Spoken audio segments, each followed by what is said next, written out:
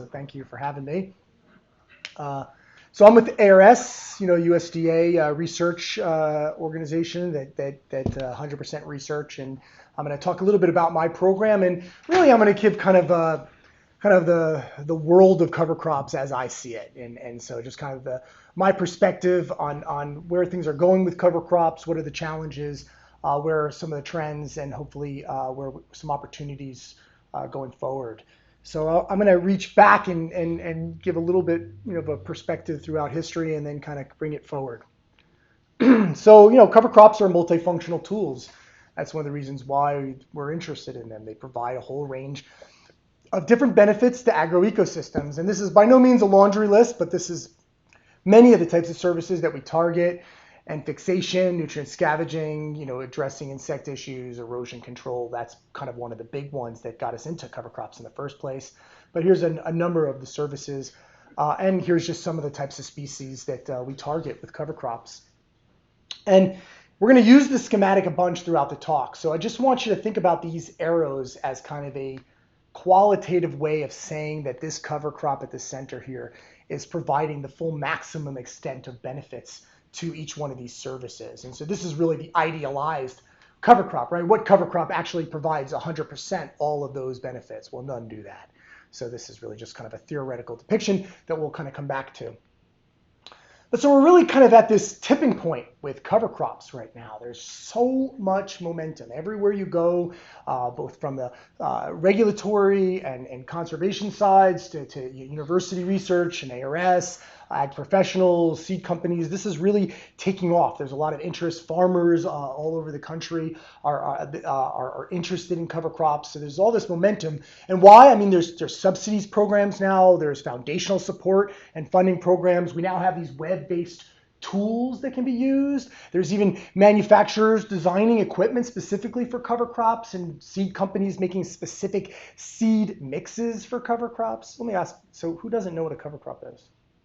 Probably should define that first. Okay, good. Everybody in the room knows what a cover crop is. That's the first time for me. All right. So these are just non-market crops that you use to provide a range of benefits, and anything is a cover crop. Anything that's covering the ground. Your weeds that are covering the ground when you're not planting your cash crop acts as a cover crop, right? So anything can be a cover crop, but when we start to push the benefits we're achieving from cover crops, obviously we're looking for select species to get those benefits. So anyway, coming back, as I mentioned, these customized mixes. And now there's even germplasm curators and breeders and NRCS working together to breed new lines of cover crops. I'm part of a national legume cover crop breeding program, for example. We're working on hairy vetch, Austrian winter pea, and crimson clover. And we're taking germplasm that has received virtually no improvement for those services that we're targeting and starting to develop that breeding program. So there's all this momentum with cover crops. And let's talk about how we got here and why and where things are going. So obviously this Dust Bowl influenced so much of the way we approach soil conservation. Our thinking today about soil conservation was driven so much by this era, and birthed the plant material centers, for example, at NRCS, that came out of these nurseries that were forming to provide windbreaks and soil conservation. And so looking forward, the Cadillac strategy that came out of this was no-till agriculture. The development of no-till grain production systems has really been the conservation strategy that has conserved those soil resources and birthed out of that issues of the Dust Bowl era, and was, as I said, soil conservation focused. And here's no-till. And obviously this big reduction in erosion and compaction are some of the major benefits of no-till. Also this increased organic matter, but a lot of this was the soil structure, increasing water infiltration capacity of the soils. And the big reason this took off, obviously, is because of the savings in time and money. All of a sudden, you didn't have steel in the field, slowing you down, requiring much bigger equipment and driving much slower speeds. Farmers could scale up dramatically, and all of a sudden the number of farms a farmer could manage increased, and the number of acreage a farmer could operate increased because they had a lot more time to scale up their operations. As I mentioned, conservation, so erosion, nutrient scavenging, these were kind of the early interests in both no-till, but where I'm going now and transitioning is the interests driving cover crop adoption. So again, this thinking around soil conservation. But this has now shifted, and there's other interests in cover crops. Back when I was a graduate student working on weed questions, like in my PhD in what was like, I started that in 2003, 2004, I would go to these national conferences for weed science. I mean, there was no interest in what I was doing. I mean, we were working on suppressing weeds with cover crops. Who does that? That we have herbicide programs for that, and we don't need to worry about cover crops. And every 5 years, another industry solution came out the pipeline. And so why worry about these tools that are, marginally effective when we have programs that work every 5 years? But that scenario is changing. We don't have new chemistries coming down the pipeline. We don't have all these new products. We have weeds that are resistant to not one, but 2, 3, 4 chemistries. So our solutions are dwindling, and the products that are coming are dwindling. And so we're needing to develop more multi-tactic weed management strategies. Cover crops are being seen as that option. Now you go all over the South where resistance is big, and all of a sudden you're seeing research programs, farmers adopting cover crops for these purposes. And so cover crops are that movement is being catalyzed by herbicide resistance issues. And then also this interest in pollinators. This is another one. I think this is always interesting to put up because it's not a direct linkage, certainly. We didn't just come out of this Dust Bowl era and then that's what birthed the organic movement. But certainly soil conservation and conservation thinking around soil birthed a lot of thinking around this regenerative or soil building thinking that went on that was part of the organic movement. And so that kind of birthed, the issues of tightening nutrient cycling, diversified crop rotations, legumes for fertility. I mean, these are not new practices, certainly, but what we're talking about, this shift away from these strategies before the 40s, now coming kind of back to them, organic was one of the proponents of that. And certainly because organic needs cover crops, particularly grain production, it really needs cover crops, particularly legumes, to function well and sustainably. They've been a big part of the cover crop movement and a lot of the early research that now we're integrating into conventional systems that are working well in our conventional systems. A lot of that thinking came out of those early days where these were the only folks who were thinking about cover crops. Now there's also this interest in reduced tillage. So now cover crops are also becoming a big player in that for organic producers. And all of this is kind of moving towards this concept of soil health, right? We used to talk about soil conservation, then we called it soil quality. Now we're calling it soil health. There's some differences between the three, but generally the idea, the same principles and a lot of the same overlapping themes, except soil health is now focusing on a lot of the biological interactions as well. What other factors are driving this interest in cover crops? Well, climate change is actually another big example of that. Cover crops can play a role in both the mitigation and on the adaptation side. So here, reducing the amount of greenhouse gases coming from fertilizers by, adding more slower release fertilizer products.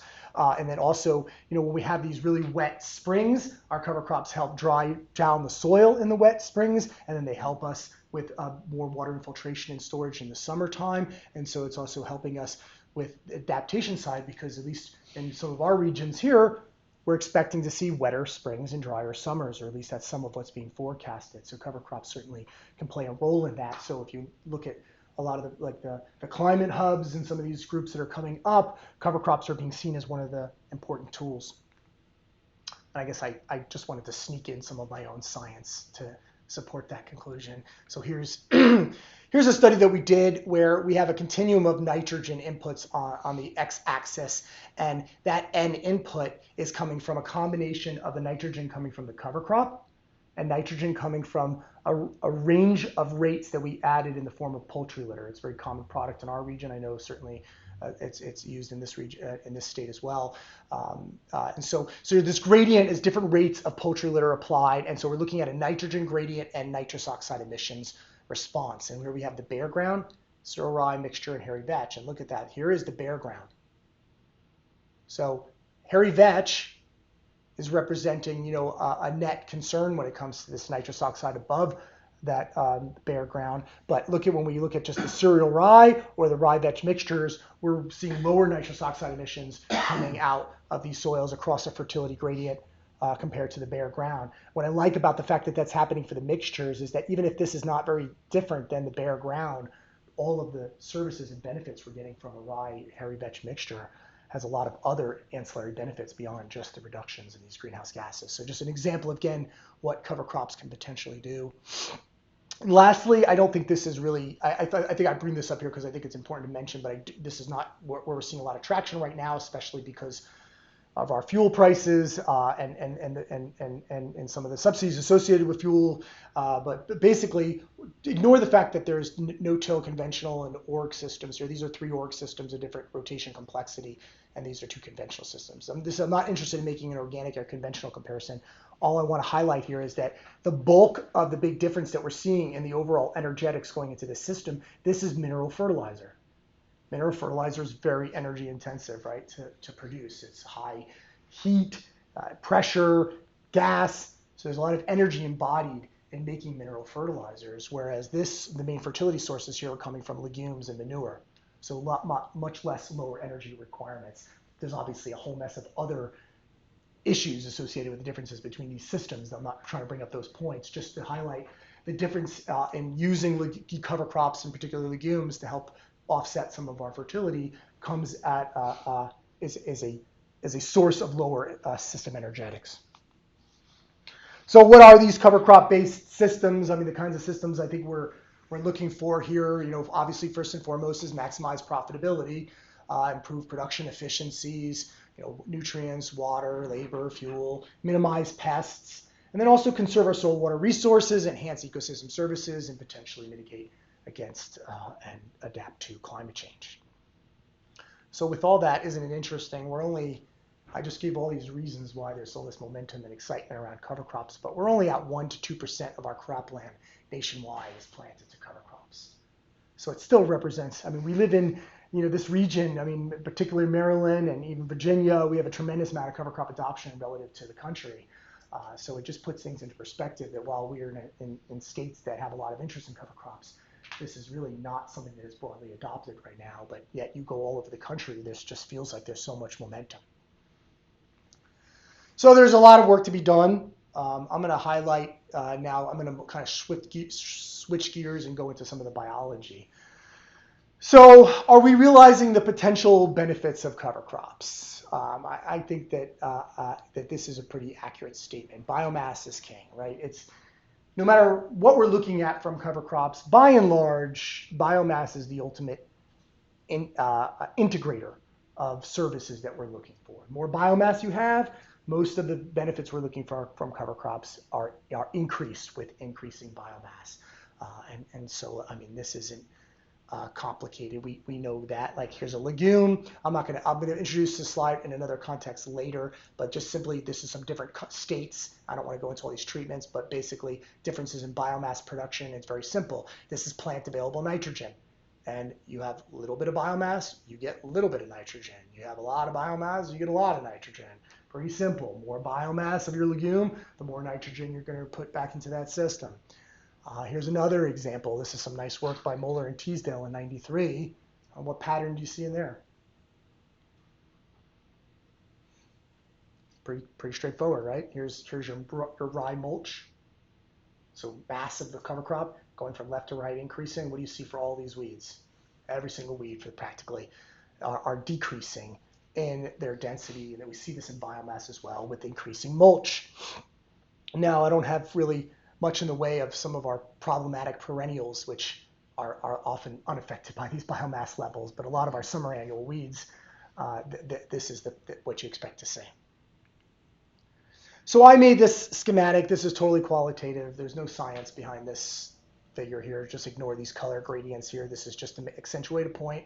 There's no numbers. Just that this, in my mind, this is pretty accurate. That most of the landscape looks like this. This is most of what we've seen producers do with cover crops. Plant it late, kill it early. And so maybe we're getting a little bit of erosion benefit. Maybe we're getting a little bit of water quality infiltration benefits. But if we want to start really pushing the soil health equation, if we want to start addressing nitrogen and weeds and increasing our soil organic matter, we have to start pushing the biomass in this system.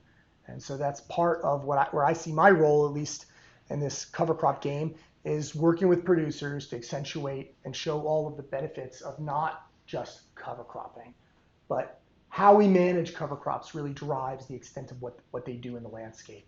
And if we really want to be receiving benefits from these cover crops, we have to be looking long and hard at how we manage them, and we need to manage them just like our cash crops. In fact, we need to move away from planning our rotations in the absence of our cover crops and then fitting them in. Really, the entire crop rotations have to be designed around the cover crop system to get them into the system and get them working. So just quick background of some of the species I'm going to talk about. Legumes, most of them are familiar with that. They fix their own nitrogen. They have very high N content, so they have these low C/N ratios. They have rapid decomposition. They're not very good at reducing and leaching. And it's important to know that there are environmental concerns with legumes. You kill a legume and you till it into the ground, that is exploding nitrogen into the soil rapidly. And most of that nitrogen is gone into the soil solution so rapidly, well before, for example, a corn crop is taking it up. So there are nutrient management concerns with leaching for sure with legume cover crops. They are certainly slower release, compared to mineral fertilizers. We do have a slower release, but and certainly the lower energy I talked about earlier. It's a renewable resource, and compared to our animals, no new P, no transport costs, but they do have this N leaching concerns, and I'll get into that into the talk today. Grasses, tremendous N scavengers, very fibrous root systems, great for erosion control, weed suppression, have the very high C/N ratios, just starting here at the 25, but going up. And so they're really great for nitrogen scavenging. So let's look at this. This is a little bit crude. This is from a lot of data that I pulled together across the region, not just from Maryland. And so it's an average. So I know that there's noise in here, but this is some of the data that's being used to help populate the cover crop model for Adapt Bend at Cornell. And so just to give you a kind of sense of how these cover crops behave, let's look at these grasses. Okay, so this is just like a grass, cereal rye or barley, triticale. At the tillering stage, here's some examples of the ranges of biomass that can be produced. So this is a higher range, mid, low. That's affected certainly by soil, water availability, nitrogen. That's going to certainly affect how that cover crop performs. Here's the kind of typical C/N ratios, and what you want to cue into, obviously, for those who are not aware of this MIT transformation cycles, right? So the mineralization, immobilization transformations that occur in the soil from microbes that are mediating decomposition of plant material, the carbon to nitrogen ratios really drive a lot of those relationships. We are finding certainly more and more that all carbon is not created equal, and so there needs to be more improvement to these models than just C/N ratios. But for simplistic purposes, as you get above this 24:1 ratios and you start climbing up, you're above that threshold where, right, so that you're not getting, you're no longer carbon limited, you're N limited. And when you're N limited, that means that any reactive nitrogen in the soil is going to be bound up and immobilized. And so, as most of you know, I know this is a diverse room, so I'm sure most of you are familiar with this. But I just wanted to introduce this. So the point is that when you get up into these ranges, you're not dealing with N release, you're dealing with N immobilization. But down here at these small growth stages, you are dealing with N release. So it's important to know that. When right now, for example, the Chesapeake Bay, Maryland program is paying farmers to plant cover crops and saying that they can get the full subsidy of that program and still kill their cover crop as early as March 1st. March 1st, that's 6 to 8 weeks before we're planting a cash crop. And you're killing it at the tiller stage. That's below that transformation threshold.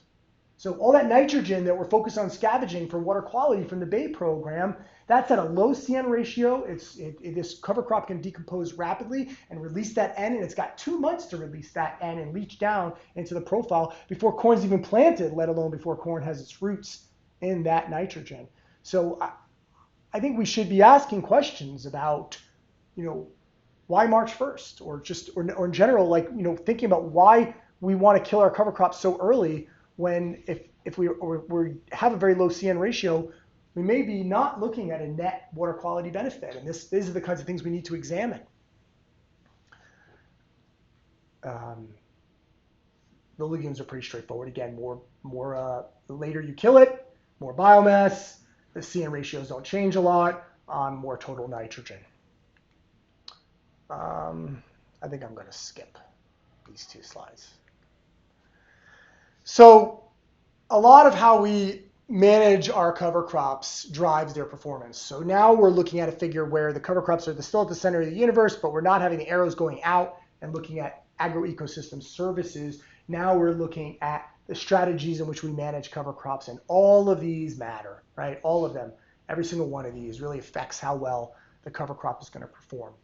And so this is why we're trying to adjust the thinking amongst producers and say, sure, it's not your biggest priority in your cropping system, but the level in which you engage that cover crop and management is going to be the level in which it returns benefit to you. And so if you've got to focus on all of the things that we know that go into the same things that affect our crop performance. So let's look at an example of that. This is the Cadillac system, right? Having, uniform seed beds that have been crushed and tilled and crushed by discs and cultipackers, and it's uniform, and then you've got a drill that has a uniform depth and seed placement, so you get uniform seed placement, good seed to soil contact, it's firmed by our press wheels. That's how we get optimal and uniform establishment of any plant, right? I mean, obviously planter is better than drills, but the point here is that this is really our optimal scenario, but this is a limitation for a lot of producers, because if you're using the drill, that means you have to wait until your cash crop is out of the field. And if your cash crop is out of your field, particularly corn and soybeans in our region, I do a lot of work with field crops, so my examples are going to keep going there. I'm sorry for all the veggie folks in the room. But we have crops coming out of the field so late, it's a real limitation for being able to get this to take. So yeah, we can still use the drill, but you know how it is in the fall. You get a rain, you got nothing sucking up water, it's cooler, it takes forever to dry. Getting that ground worked up is a challenge. Getting your drill through the field can be a challenge. So this is an issue and has sparked a lot of interest in other establishment methods. Aerial seeding has been sought after just because it's quick, it's fast, you can cover lots of acreage, it's cheap. I know it doesn't seem like why would a plane be cheap, but it's actually a pretty cheap way of applying your cover crop seed. But this is not getting the same seed to soil contact. You're dropping it on the surface. It's got to go through the canopy of that cash crop. Ideally, they're doing it when the soybeans are yellowing. So what happens right before leaf drop, the seeds trickle down to the surface. The leaves drop on top of it, provide a little bit of a mulch to help hold that moisture for a little bit to get better take. But a lot of times I hear from producers it works 50% of the time. Now, I did go to a meeting for 25 farmers a couple of days ago, and I had a bunch of farmers tell me it's working great. I'm like, yeah, well, tell me about what's going on. And they said, well, the last 3 years it's been working really good. Well, that's right, because we've had like the wettest 3 years in the last, in the last decade. So on dry years, this isn't going to work that well. And so it's a problem, and it's not, it's inconsistent. If you have irrigation, that's something that you can put some controls into the system that you might be able to get more consistency. But if you're just relying on weather, that's a challenge. And remember, it's not the rain that germinates the seed that matters. It doesn't matter when the seed germinates. It's the rain that comes in 7 to 10 days later that keeps that seed alive.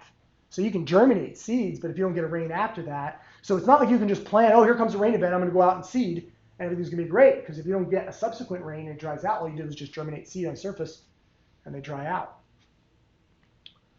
So there is some excitement in these strategies here that are coming. There's early innovators. There's more regional species testing. And now there's, like at the Cornell Test Lab, there's a seed lab up there that's looking at coat technologies that possibly we can put on these cover crops that could give more flexibility in the timing in which we put them into the cropping system. So there's strategies, some of them are right here, and let's look at a few of them. So there's this big equipment now coming out for dropping cover crop seeds into standing cash crops. This is a technology, I know it looks gimmicky right now, but this is what's the future is coming, is spreading fertilizers, killing weeds, and dropping crop seeds, cover crop seeds like this. This is the future. It's something that's going to work around the clock while you're sleeping in bed. And it's just going to go round and round the cornfields it's really amazing what's coming. This is a pretty exciting technology, but it has some constraints. But this is developed up at Penn State. We've got a bunch of us testing this product now, and there's models now all over the country.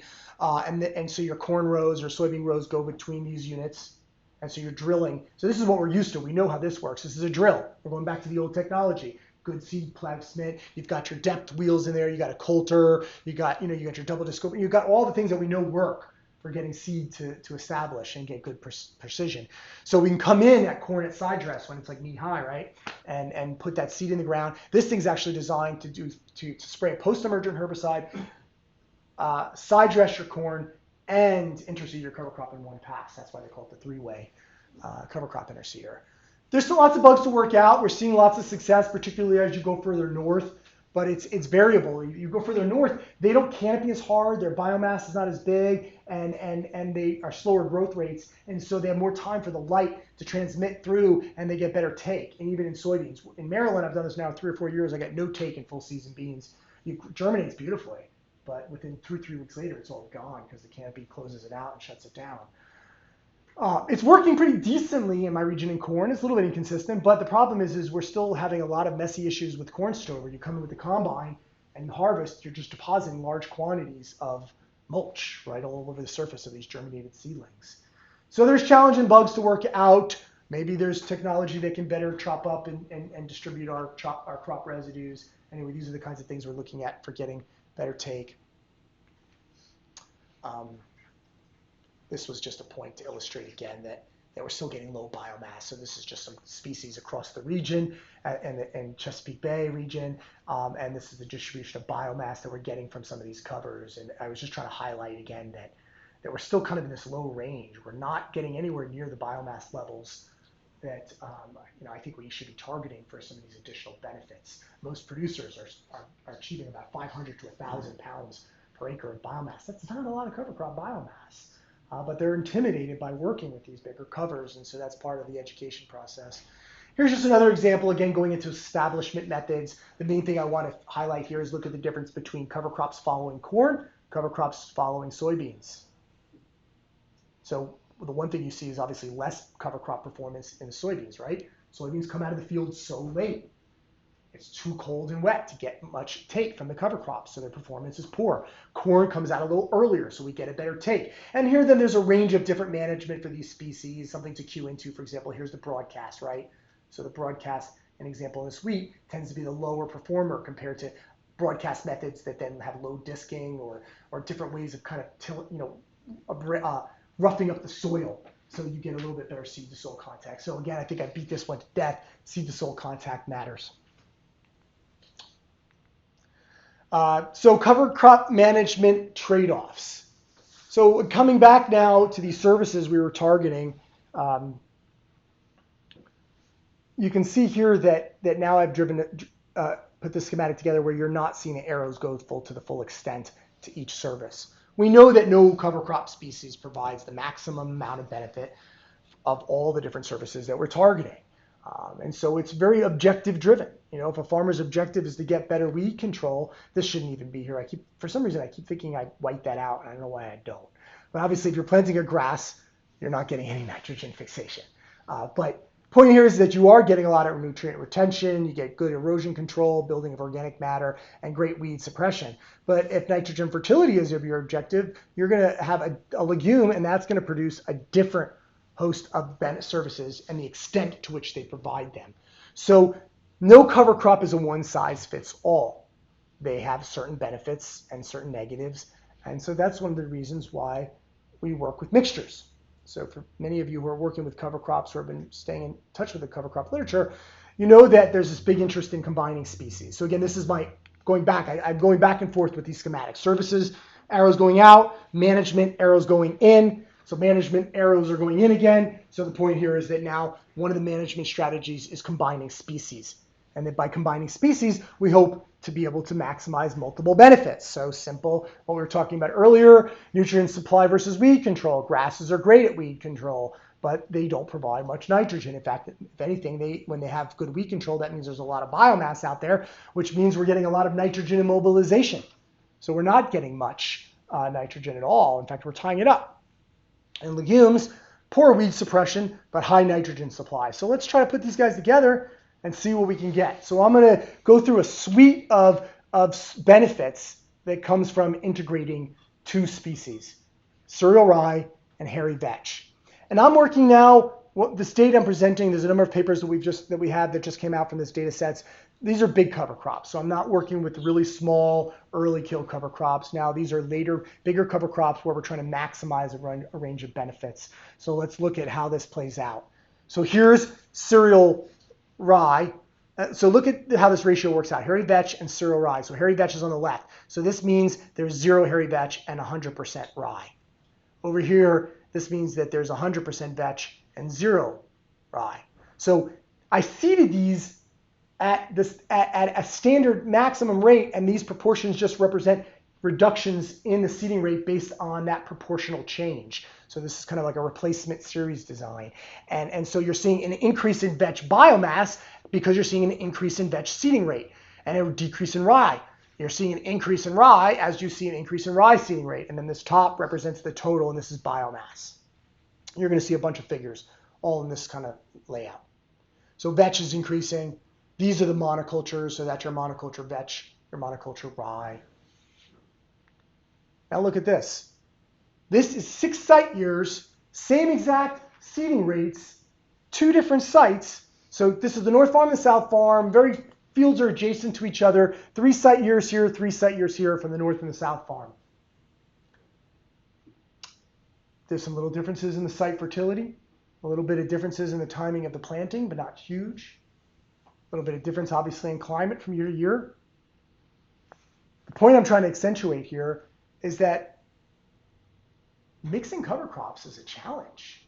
And if we're trying to make recommendations to farmers, we can't make recommendations to farmers with cover crops the same way we can with a prescription for a herbicide program or spreading a fertilizer, where we know we're going to get a uniform application rate across that field. They're messy. These are biological tools. They respond to their environment. And so look at this. In this one year, hairy vetch was not very competitive. It was very poor performer, and it took forever until the very high seeding rates before it dominated, whereas the rye just dominated. Look at how much biomass, just at 20% rye, it's achieving over 10,000 kilograms per hectare of biomass. That's incredible. So that's a huge cover crop. They dominated, and it's likely because that site had higher fertility. So anyway, I wanted to show the amount of variability in these site years and then accentuate that point here with that, high nitrogen levels are going to select for a grass, low nitrogen levels are going to select for, for our legumes, although we don't have all legumes in that, but anyway, it's sorry about that. I know. But the point here is that factors affecting cover crop mixture composition, climate, soil fertility, seeding rates, growth behaviors, methods of establishment, all of these things drive their performance. And we know very little about this. There's some cover crop mixture studies that have gone on throughout history, and a lot are going on now. We are just scratching the surface. They're trying to understand how they behave. So this is, how this community assembles based on the environmental conditions and the state conditions of the soil drives all this, and we need to understand this to be able to make this more of a precise science. I'd like to be able to talk to farmers and say, well, give them a couple of principles, but at least be able to come in close. So that's why I don't have a lot of interest in working with 4, 5, 6, 10, 20 species mixtures, because I just don't know how. I'm not smart enough to quantify what's going on there. It's just too much chaos, and it's too unpredictable. So I'd rather look at 2, 3 species mixtures, be able to know really well what a couple of species, how they behave, and then really quantify how seeding rates and planting dates and termination timing and fertility and climate, all those things, factors affect that, so we can get a better handle on how to make better recommendations about working with mixtures. So maybe it's not very satisfying, I'm more just pointing out the negatives, but I think there's enormous opportunity here, but it's a challenge, and I guess I'm trying to make sure I underscore the challenge. So here's the same figure we were looking at earlier. Now we're going to look at shoot nitrogen content. And here you're looking at 0 vetch, and here's 100% vetch, and here's 100% rye. Okay? And so I've just 4 site years, I'm going to show you the same data set. And so this red bar represents total nitrogen in the total cover crop. This is nitrogen coming from the hairy vetch. No hairy vetch, no nitrogen, right? The rye, this is the cereal rye going from left to right. So you can see that there's not a huge effect of huge differences in N content among the rye, and that doesn't change much at all across that continuum. And the biggest thing that you're seeing in shoot N content with the legume is just very simple. The more biomass you have out there, the more nitrogen you have out there. Now here's another interesting point I want to highlight. See how there's no data in this region? The reason there's no data in the region is not because we didn't put out those seeding rates, it's because we didn't get mixtures that had that biomass composition. And that comes back to the other slide I was showing you. If you have a high fertility site, you're going to select for a grass. If you have a low fertility site, you're going to select for a legume. So just because you put out a certain seeding rate, that doesn't mean what you get. This is the seeding rate, but that wasn't where we didn't get biomass that distributed in this range. So this x-axis is actually the true biomass. Previously, the slide was showing you the seeding rates and then what was the biomass achieved. Now I'm showing you the true biomass achieved and its N content. And so the point here is that in some years, we got a range. Other years, we did not. But what's really also very interesting is look at the pure legume. This is how much total N content you get from the legume, right? Look at where we achieve about 50-50. When we achieve about 50-50, look at this, the total line. This is the red. That's our total N. When we achieve a 50-50 mix in all of these, we're at about equal N content to a pure legume. So we have 50% of our rye hairy vetch mixture is vetch. We have the same amount of total nitrogen as we have in the pure legume. The legume produces less biomass. The rye produces more, so it's more scavenging is going on, but the actual total N content isn't different when you get to that 50-50 range. That's going to be important for the next couple of slides. Oh, I jumped the gun. There's one intermediate point here to make as well. So another service we want to look at is the weeds. And so look at this. Look at how interesting this is. We have this continuum of 100% rye to 100% vetch. So the red bars, all these red bars you see, that's the vetch. And everything else is just increasing in rye all the way to the light blue, which is your pure rye. And what you're looking at is just different growth stages of corn. So just different stages of the corn's development. And then you're looking at weed biomass here on your y-axis. And this blew my mind when I saw this data set. I mean, I knew that grasses are better at weed suppression. I knew that legumes start to decompose even before you kill them, and so they're leaking nitrogen into the environment. They're stimulating weed germination. They're breaking down rapidly and exploding microbial populations, and so we're getting decomposing in a poorer mulch for weed suppression to begin with. But I didn't realize how important it is just to have even a very low level of a grass in that mixture. That even at these 80-20 ranges, at these very low levels, we're getting a lot more benefit from weed suppression. And certainly some of those years, this is on the North Farm, some of those years, those 80-20s were more closer to the 50-50s, but still, the level of contrast is kind of shocking, and it starts early. Look at how much the vetch is getting going. I mean, the weeds are getting going in the vetch early on, particularly in 2013. So another interesting phenomenon about these mixtures as it relates to some of the kinds of benefits we're targeting.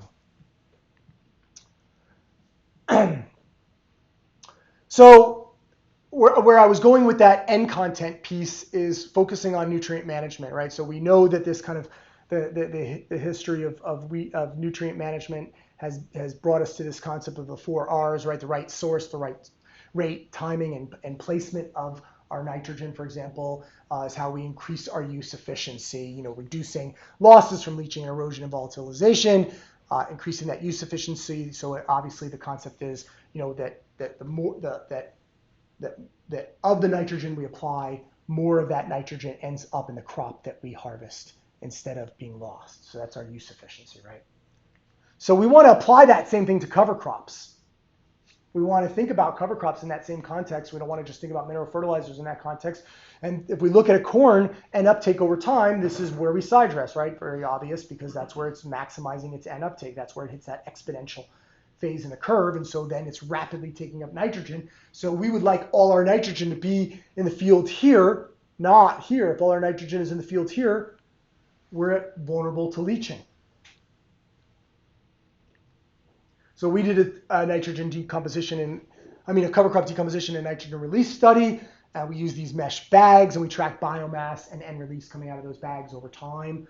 And we did this under a number of conditions. Obviously, CN ratios are the big driver here.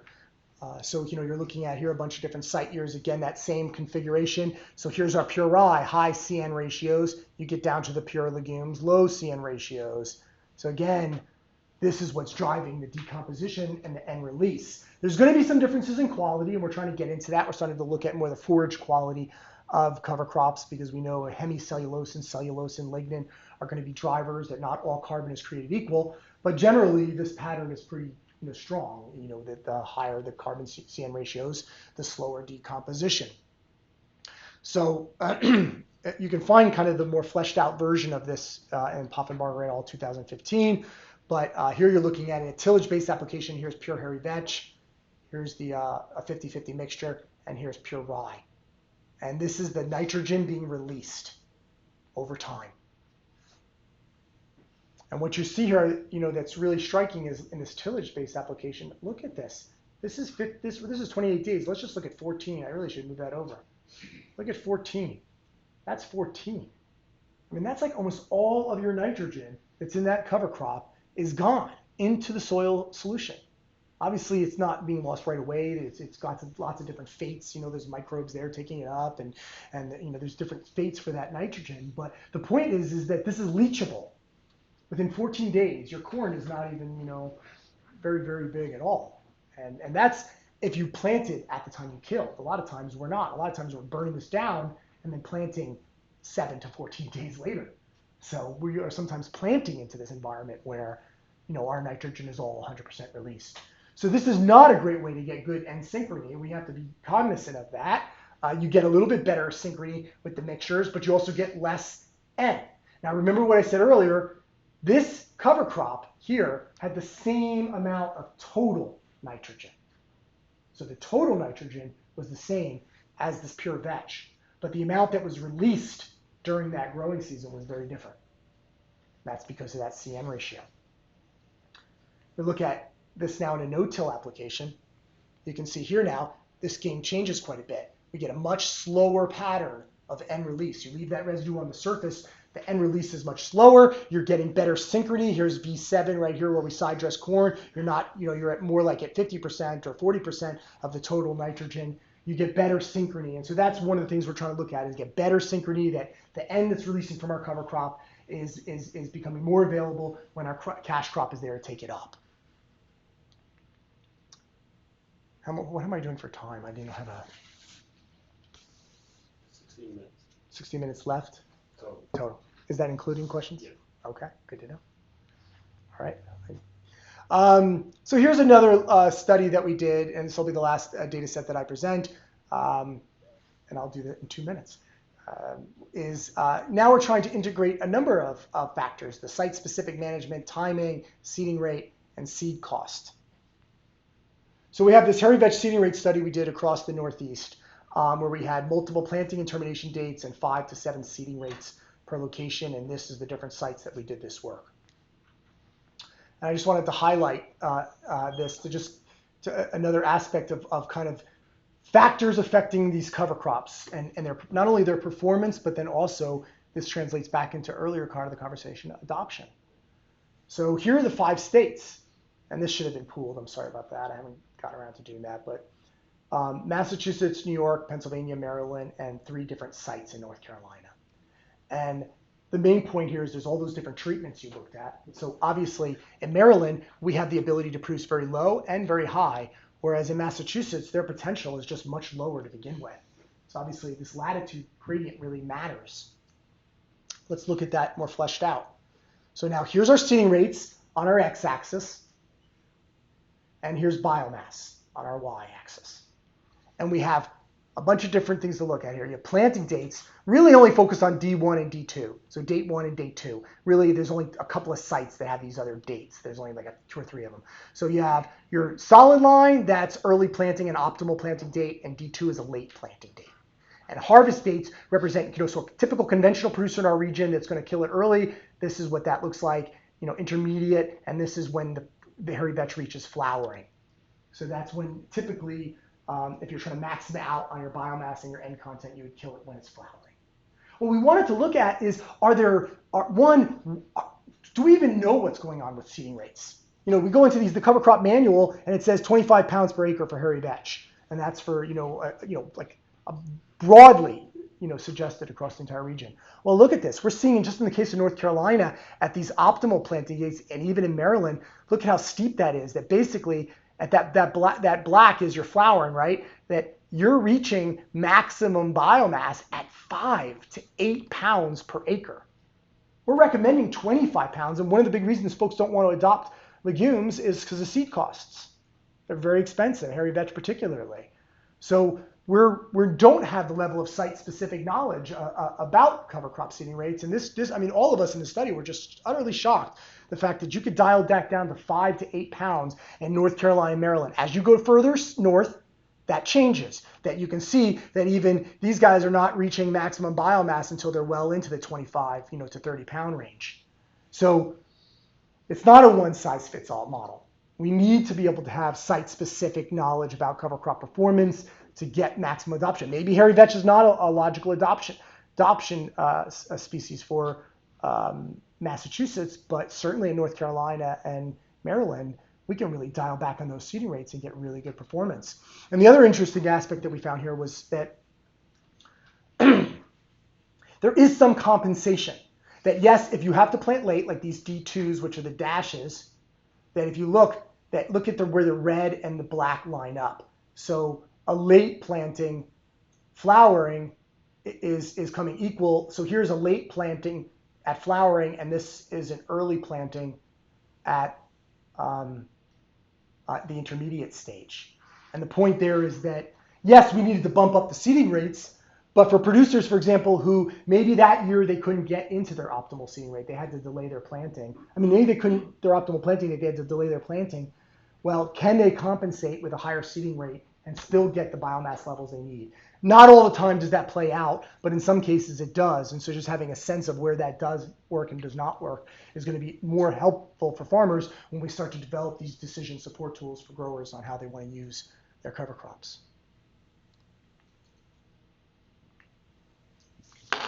So I think I tried to kind of give a picture of kind of how I see cover crops, where things are going, and then give some examples of the challenges in getting cover crops to perform the kinds of services that we're targeting. Thanks.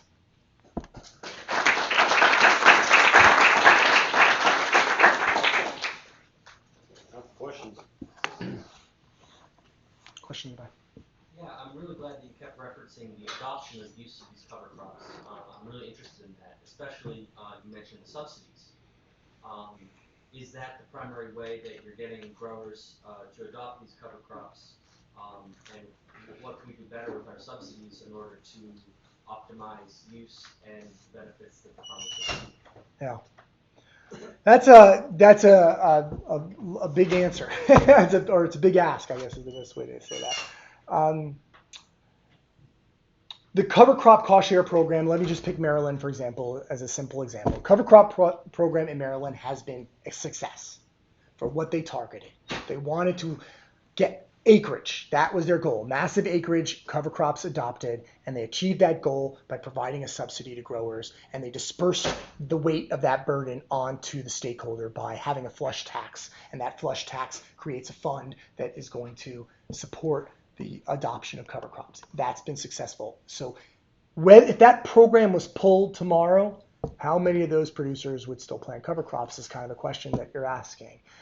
And that's a question that a lot of us talk about. And what I'm excited about is the amount of farmers I hear who don't criticize the program or don't criticize cover crops while doing it, is the ones who are saying they've seen this difference, they've seen that difference, they've seen this benefit. They're seeing things that have affected their production systems that they like and want. I've got a producer I'm working with, is the largest producer in Maryland. He's got like 14,000 acres, and he says that one of the biggest reasons he likes cover crops is because he finds he gets better soil tilth at planting. He gets better seed to soil contact, and he likes the way the cash crops are coming out of those covers than his bare ground. And so that alone is a benefit I wasn't even thinking about. And so I think there are a lot of farmers who are seeing the benefits that would. But nationally, this is not part of the dialogue, right? I mean, nationally, we don't have cost share like this at this level. And that's why we don't see the same level of adoption. But there are many states that are making massive strides in cover crop adoption, and it's because of a need. So, you're seeing down south tremendous cover crop adoption. I mean, I think it was, who was it? I think it was Larry Steckel was telling me that the adoption in his state is skyrocketing, and a lot of this is herbicide resistance. And so you're seeing now adoption all over the state. That's not a cost share, it's not a subsidy, it's because they are looking for solutions for addressing herbicide resistance. So we are having a harder time sell with the soil health, right? Soil health is a harder sell. And so that's part of why we look at a lot of more short-term advantages. So water, nitrogen, insects, herbicide-resistant weeds, I think those are the big hammers that we need to really narrow in on the economics to make sure we're documenting the short-term benefits, because we're not seeing a lot of traction promoting long-term benefits. And a big reason for that is who owns our land now? You know, most of our, not, I mean, that's a terrible term, not most, but most farmers are leasing a lot of land. And so most farmers are dealing in a situation where they don't know if they're going to farm that acreage next year. They might be farming another acreage. The commitment to conservation on that land is a harder sell. So landowners need to be at the table as well. But it's a challenging topic. But anyway, I hope I answered that well. So coming from a different angle, looking at especially with the grasses, it seems to have a good stronghold on managing weeds, but a lot of grasses tend to bring in some pest issues, particularly with, say, wireworms and these crop rotations. And I don't know if you have anyone working on that integrated pest management approach now. Now you've got this data and you're doing this site-specific research. Is there any IPM tactics developing out of this at all? It's starting to happen. We were just talking about this earlier, actually. I mean, I think that's one of the missing pieces of this puzzle that we need much more activity around. We need more entomologists working on this question. We had a big project that we did at Penn State, Delaware, and Maryland, where we had big cover crops, and we had an entomologist working the project, and it was kind of a 3-year project, and we did see some trends with some of the different. We had a bunch of different management treatments. We were looking at timing questions, but it wasn't very conclusive, and it's just. I have not seen enough work on this. There's some entomologists at Penn State I know of, and I know that there's folks at Maryland and beyond. I mean, there's entomologists all over the country that are trying to work on these questions, but there's no question we don't have a good handle on how to deal with pest outbreaks, and we definitely have pest outbreak problems in these high residue systems. And for a lot of us, we've been doing this research at research stations. You know, so you're at a research station, you might do this in a field one year and not do it in that field the next year. So we need long-term research. We need this on sites and have a long history of high residue systems to be able to get at those questions. So it's a not very satisfying answer, but I couldn't agree more that this is a big issue. I guess more broad comment, or request for comment. I didn't know if since Michigan seems to be lagging a little behind in terms of cover crop adoption, I didn't know if the upper Northeast be good analog for sort of, sharing this research or helping them develop a, more broad geographic kind of tactic in adopting these, because mid-Atlantic states we have the subsidies for Chesapeake Bay initiatives for nutrient management, but up there they're really lagging behind. Yeah. In terms of all that support, I don't know if it's kind of I don't know if you've only focused on the East Coast. Yeah, I mean, we do have some collaborations that are more national in scope. I did focus more on the Northeast. The good thing about what's happening in this country is that there is a tremendous amount of momentum all around this topic. So, for example, are you familiar with the Midwest Cover Crop Council? Okay, so the Midwest Cover Crop Council is an organization that formed, I think it was like 6 to 9 years ago now. I'm not sure how long, maybe it was longer. It's impressive for the Northeast being a region that has a huge history in cover crops, a very long history of cover crop research. We have not been as organized, whereas about 6 to 9, 10 years ago, whatever it was, the Midwest folks, about 5 to 6 states got together and formed the Midwest Cover Crop Council, and it's blown up. They have a business meeting one day, they have an annual meeting the next day, outreach and extension, they have a website, they have decision support tools, they're coordinating knowledge and information around those topics.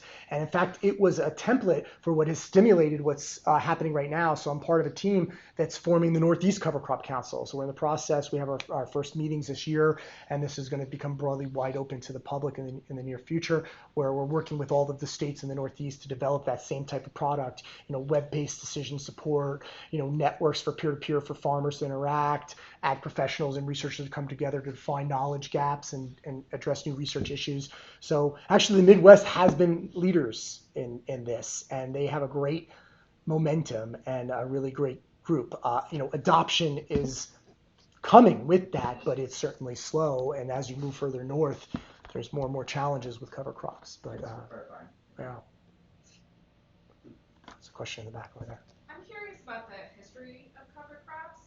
I'm wondering, after seeing your slides, if they kind of rose from Dust Bowl, or if they're indigenous, Native American, tribal. Do we know where the idea came from? I mean, cover crops are as old as growing food. I mean, slash and burn agriculture is cover cropping, right? You've got a big forest, you burnt it down, and then you plant into it for 3 or 4 years and reap the benefits of those plants that were growing there and pulled up all the nutrients and banked it. So the concept of banking nutrients and building soil and then using that benefit to produce food is as old as the hills, right? And so legumes as a source of fertility has been the common source of fertility well before the 40s. So it was the industrialization of agriculture where mineral fertilizers came out of World War II and the herbicide era came on, and that we moved away from a lot of these technologies. And in fact, some of the knowledge and the wisdom that we had from back then has also been kind of, we're reinventing the wheel in some respects for a lot of these strategies. Now, granted, the exciting thing is obviously with the industrialization of agriculture, we have modernized equipment that is allowing us to do much more innovative things with cover crops than historically possible. So that is ramping up what we can do and the quality and the precision. But cover crops are as old as agriculture, really. So with the subsidies in Maryland, you're saying, if you're terminating in March, you have the potential to not really be scavenging or maintaining nutrients. Are people monitoring since the subsidies and widespread cover crop uses? Is there any depletion of nitrogen getting into the Chesapeake or the impacts of the money being spent? I need to be very careful with this answer because this is a very politicized topic, and I don't want to espouse that I know the answer to that question because I don't. What I do know is that the cover crop program has been influenced by science and research and policy, and I do know that has resulted in a program that has allowed us to kill our cover crops as early as March 1st. So what that says to me is that the emphasis of that program was on fall nitrogen.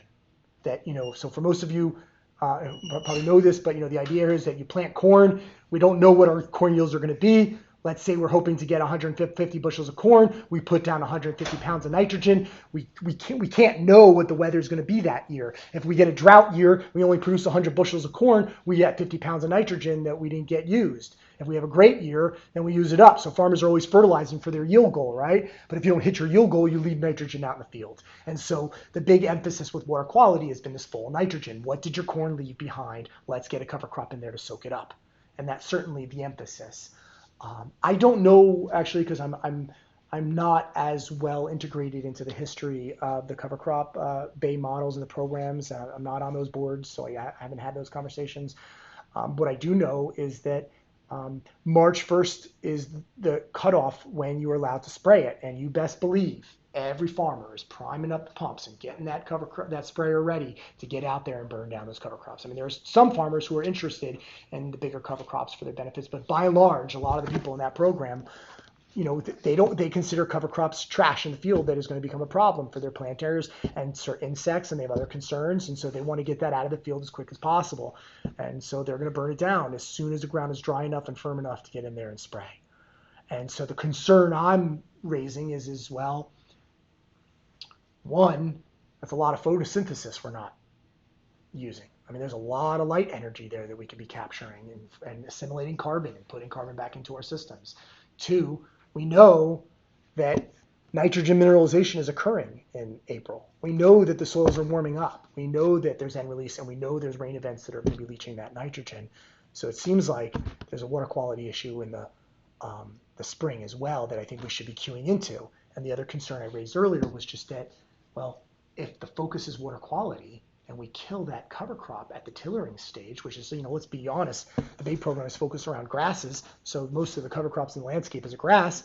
You're killing a grass in the tillering stage at a CN ratio that's below the MIT transformation levels, 24 or 20. Where's that nitrogen going? I don't know how well that's been documented. We're trying to do some of that in our work. We're trying to look at the difference between N, full N versus spring N, and how much potential losses are there.